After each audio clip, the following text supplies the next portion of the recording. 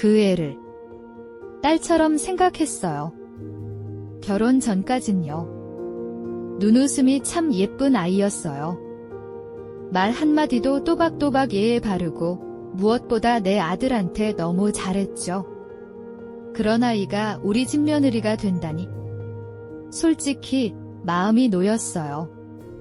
그래서 저는 처음부터 그 애를 며느리로 대하지 않았어요. 그냥 딸처럼, 진짜 내 자식처럼 생각했죠. 그런데요. 그 아이가 제 아들을 바꿔놓더군요. 공백.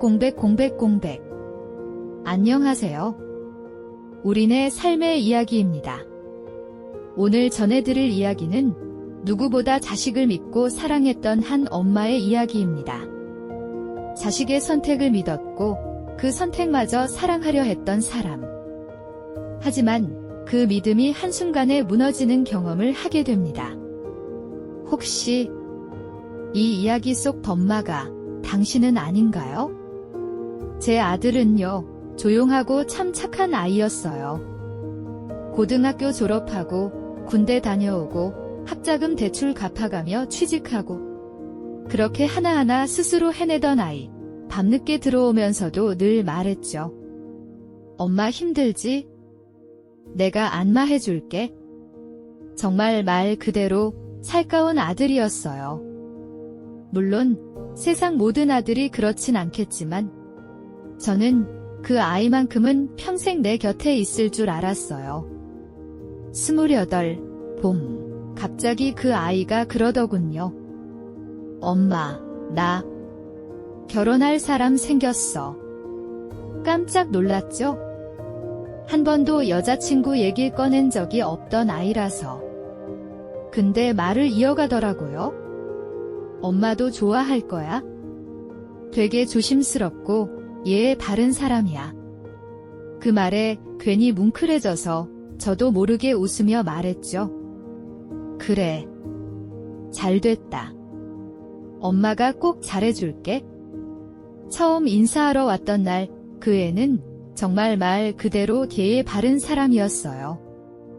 부끄러운 듯 웃으면서도 눈은 또렷하고 말은 똑 부러졌고 차린 음식 다 먹고 나서 식탁 정리도 도와주고 감사하다고 손편지도 줬어요. 그 애가 돌아간 뒤 제가 아들에게 조용히 말했죠. 그 사람 참 괜찮네. 엄마도 좋아? 그 말에 아들이 씩 웃었어요. 그 웃음이 얼마나 따뜻했던지. 그날 밤 혼자 누워서 이런 생각을 했죠. 딸처럼 대해줘야겠다. 아들만 둘인데 이제 하나 생겼다.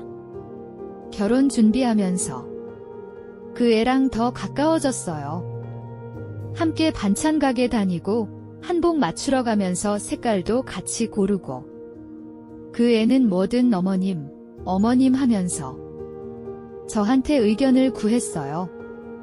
한 번은 제가 그랬죠. 너는 이제 곧 내 딸 되는 거니까 그냥 편하게 대해. 그 애는 활짝 웃으며 고개를 끄덕였어요. 그 모습. 그땐 참 고맙고 따뜻했어요. 정말 딸 하나 얻은 기분이었거든요.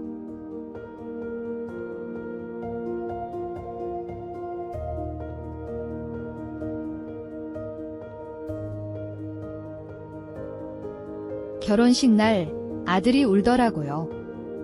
혼주석에 앉아있는데 식이 시작되기 직전에 제 손을 꼭 잡더니 그러는 거예요. 엄마, 고마워. 여기까지 와줘서 정말 고마워. 그 말에 저도 울 뻔했어요. 아이가 결혼한다는 건 정말 축복과 동시에 조금은 가슴이 뻐근한 일이더군요.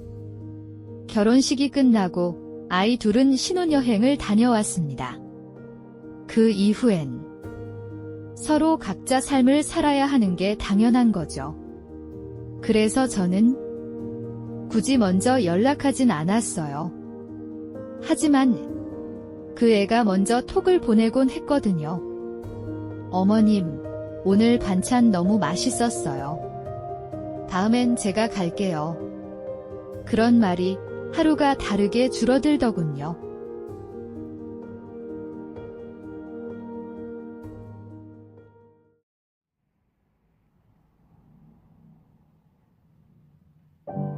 톡이 안 옵니다. 전화도 잘 받질 않아요. 그래서 하루는 아들에게 전화를 걸었죠. 신호가 가다가 끊겼습니다. 그 다음 날쯤에서야 연락이 왔죠.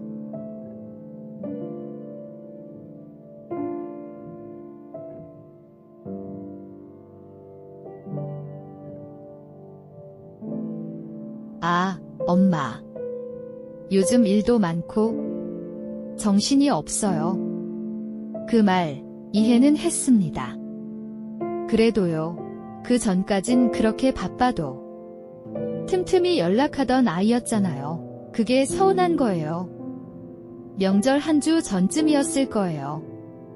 전 이번 설에도 아이들이 집에 올 줄 알고 음식 재료를 잔뜩 샀죠. 갈비, 전 부칠 재료, 나물거리. 그런데 아들한테 전화가 왔어요. 엄마, 이번엔 친정 먼저 가기로 했어요. 저희는 제사는 안 지내기로 했고요. 아, 그래. 그럴 수 있지? 말은 그렇게 했지만 속은 좀 서운했죠. 그 애는 저랑 얘기한 적 없거든요. 그냥 결정을 통보받은 기분이었어요. 그 다음 날 같은 아파트 사는 친구랑 엘리베이터에서 마주쳤어요. 어이구, 며느리 이번에 안 와요? 응, 이번엔 친정 간대. 아이고, 요즘 애들이 다 그렇지 뭐. 시댁은 뒷전이고 친정이 먼저지. 그 말이 괜히 가슴에 박히더군요. 나도 그렇게 생각하게 되는 건가? 그렇게 말하고 싶지 않았는데 며느리가 입덧이 심하단 얘기를 아들을 통해 들었어요. 그래서 김치를 담갔죠. 너무 맵지 않게 양도 조금만. 이거만 가져가. 입덧 심하다며? 그 말을 건넸을 때 이 며느리는 웃으며 고개를 끄덕였어요. 그렇게 알았죠? 고맙게 받아들였구나. 근데 그게 시작이었나 봅니다. 식탁 정리하고 있는데 아들에게 전화가 왔어요. 엄마, 왜 그런 말 했어요? 요즘 입덧도 심한데 입맛 유난이라고 하면 서운하죠. 무슨 말이야? 내가 그런 말을 했다고? 그렇게 들렸대요. 그냥 조심해달라는 거예요. 그 순간 심장이 덜컥 내려앉았습니다.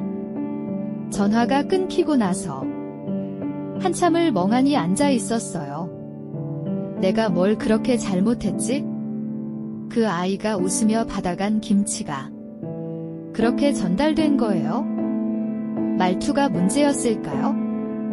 상대가 민감했던 걸까요? 모르겠어요. 하지만 그날 하나 알게 됐죠. 아, 내 말이 이제는 그대로 전달되지 않는구나. 그래도 딸처럼 생각했는데 딸이라면 이렇게까지 곡해하진 않았을 텐데 그 말이 자꾸 입안에서 맴돌았어요. 그날 이후로 톡도 전화도 예전처럼 오지 않았습니다. 바쁘겠지? 배려하려고 그러나 보다. 그렇게 생각해보려 애썼지만 속은 조금씩 식어가고 있었던 거죠.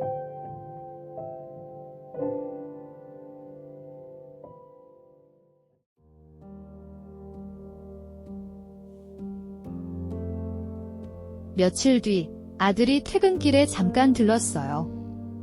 식탁에 김이 오르고 있는데 들어오자마자 묻더군요.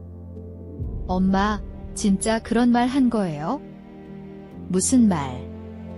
며느리 입맛 까다롭다고 입덧 핑계 댄다고, 배려가 없다고, 그랬다는 말이 있던데, 나는 숨이 턱 막혔습니다. 그런 말 한 적 없어. 목소리가 내가 들어도 떨리고 있더군요. 엄마가 안 했다고 하면 그냥 그만할게요. 그 말이 차갑게 느껴졌어요. 엄마가 아니라고 하면 믿을게가 아니라 엄마가 아니라고 말하니까 그만할게. 그 뉘앙스였죠. 그 아이는 정말 날 믿고 있는 걸까요? 그날 저녁 나는 밥 한 숟가락도 삼키지 못했어요. 멍하니 앉아서 식탁 위 김이 식는 걸 바라보다가 그냥 눈물이 났습니다.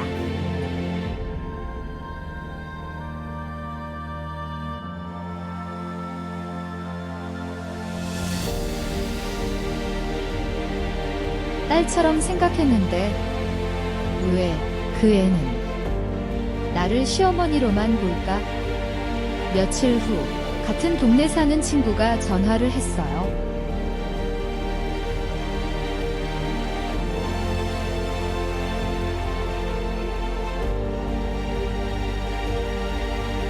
언니, 혹시 이거 본 적 있어요? 그리고 한 장의 캡처를 보내줬어요.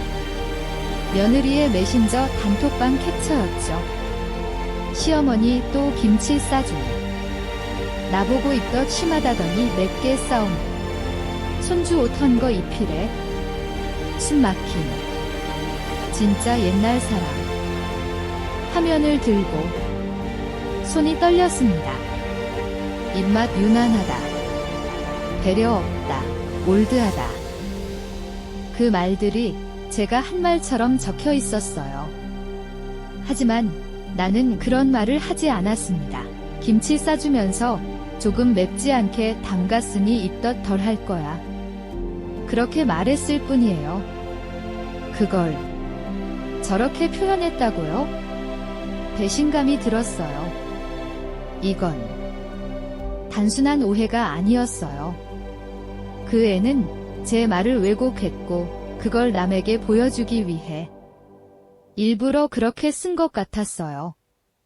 아들에게 나를 그렇게 전달했겠지? 그날 밤 나는 단 한마디도 하지 않았습니다. 말이 안 나왔어요. 할 말이 없어서가 아니라 입이 움직이질 않았습니다.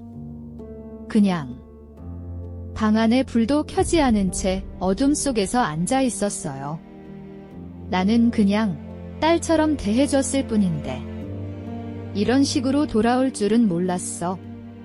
그 순간부터 나는 아들과 눈을 마주치지 않았습니다. 톡이 와도 짧게 답장했고 전화가 와도 피하지 않았지만 딱히 반갑지 않았어요. 마음이 다치더라고요. 일요일 오후 나는 거실에 앉아 있었어요.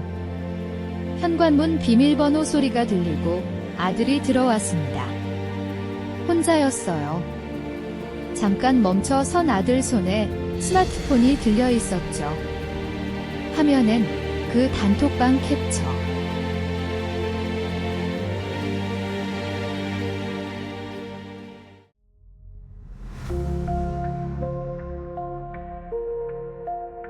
엄마, 이거 왜 말 안 했어요?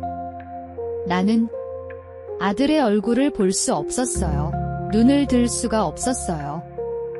그 순간 그 아이가 얼마나 혼란스러웠을까 싶었어요. 내가 그런 말을 안 했다는 걸 이제야 알았을 아들.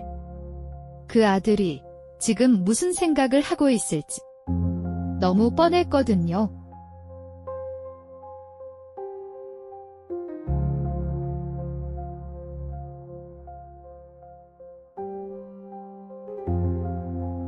엄마, 나 너무 바보였어요. 그 말에 나는 아무 말도 하지 않았습니다. 정말이지 어떤 말도 필요 없더군요. 아들과 나는 거실에 마주 앉아 있었어요. 그 짧은 시간이 몇 해를 건너온 것처럼 길게 느껴졌습니다. 그 아이도 울고 있었고 나도 눈을 감고 있었습니다. 너한텐 말 안 할게. 괜찮아. 엄마는 괜찮아. 내 입에서 나온 말은 내가 하고 싶은 말이 아니었어요.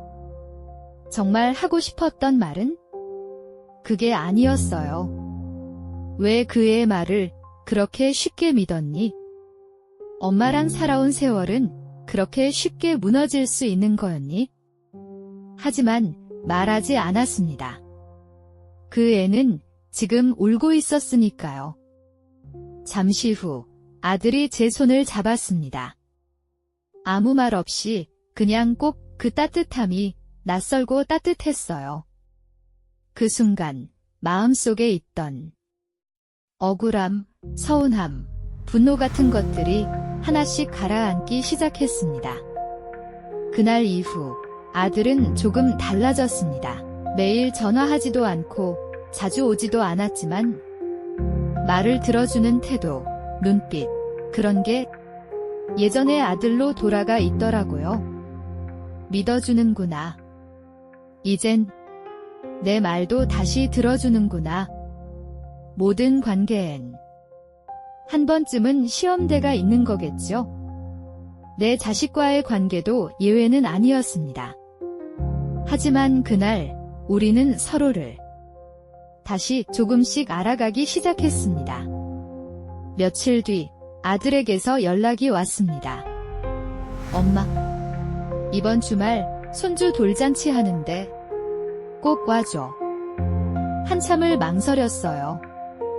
그 애를 다시 보는 것도, 그 아이의 가족들과 마주하는 것도 사실 마음이 편하진 않았거든요. 돌잔치 당일 나는 큰맘 먹고 나섰어요. 옷도 새로 사고 봉투도 준비하고 현장에 도착했을 땐 그 애가 문 앞에서 저를 기다리고 있더군요.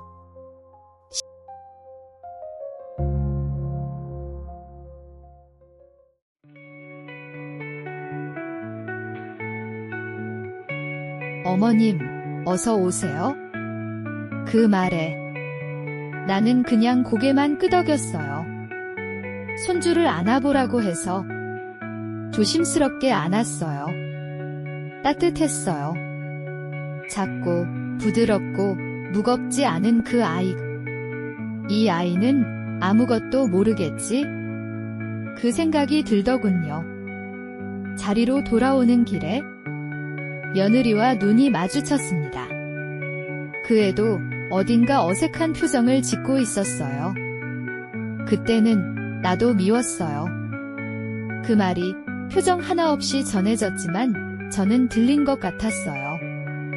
돌잔치가 끝나고 건물 1층 엘리베이터 앞 며느리가 먼저 다가왔습니다.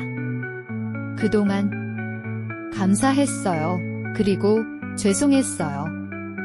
그 말에 나는 또 고개만 끄덕였습니다. 말을 하면 눈물이 날까 봐요. 집으로 돌아오는 길 혼잣말처럼 중얼거렸어요.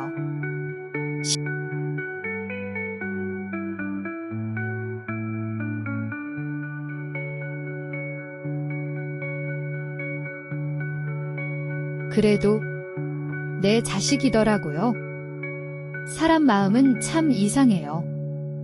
상처를 주고도 그 사람을 걱정하게 만들고 배신을 당했으면서도 그 사람을 그리워하게 만들어요. 하지만 결국은 내가 선택하는 거죠. 나는 완전히 용서한 건 아니에요. 하지만 그 애를 다시 받아들이기로 했어요. 왜냐고요? 그래도 내 자식이더라고요.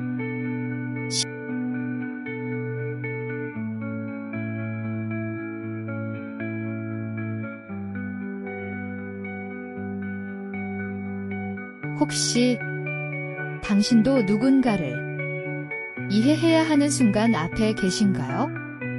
아직 말을 하지 못한 채 마음속에 담고만 있는 그 사람.